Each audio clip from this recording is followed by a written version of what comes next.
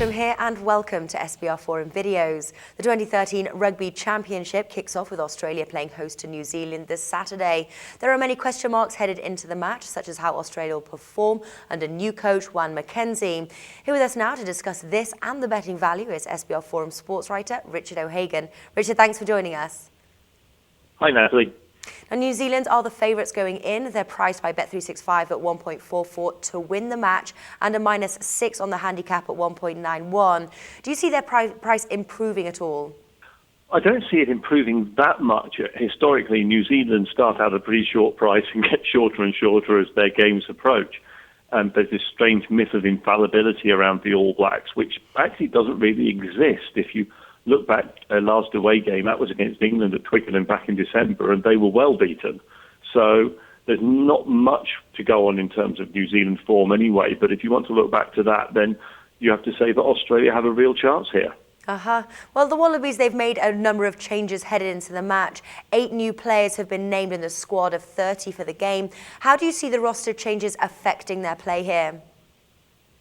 I think it's going to make a big difference to their backs play. The big difference is they brought back Cade Cooper, the fly half who was so massively out of favour with the previous coach, Robbie Deans, that he really could not have done anything right. He could not have got himself back into that team.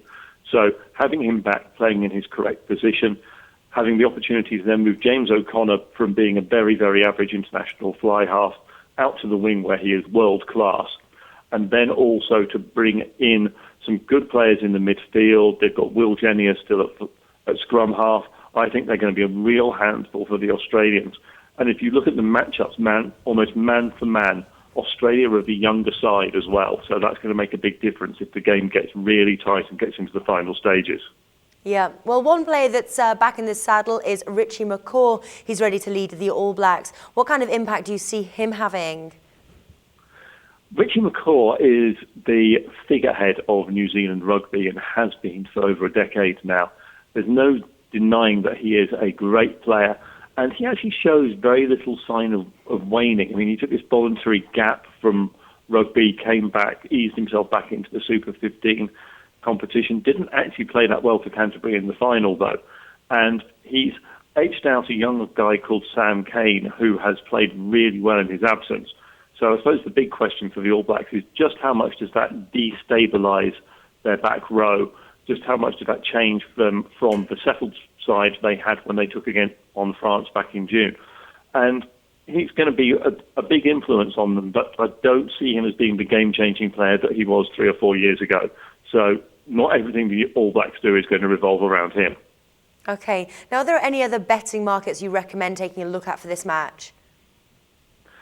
Well, certainly I think the usual suspects always come into play when Australia and New Zealand meet. So you look at things like who's going to be ahead at half-time. Well, in the first game of the championship, you would normally expect the home side to, and then you factor that in with your bet on who's going to be the overall winner.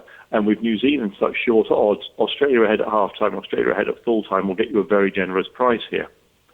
Similarly, first scoring play, well, I think you're probably going to look at a New Zealand penalty here just from the point of view that they're going to start with Dan Carter at fly half, and he's a very good goal kicker. Been a bit out of form recently, but so has the only alternative they've got in their squad, Aaron Cruden. So whichever way you look at it, I think New Zealand kicking a penalty to open the game is going to be your bet there.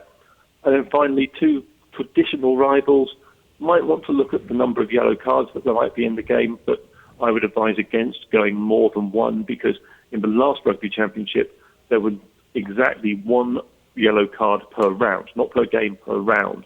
And with Southern Hemisphere referees, they're much less inclined to brandish yellow cards than the Northern Hemisphere ones are. So again, I would stick to just that very safe bet there. Okay, well, Richard, you've given us lots of great options here. Which say one pick would you go for here? Which one would it be? If I had to make one bet on this game, I'd be betting Australia to win at odds of around about 9-4. Much better value than backing New Zealand, and in my view, a much more likely outcome. Okay, Richard, thanks for joining us.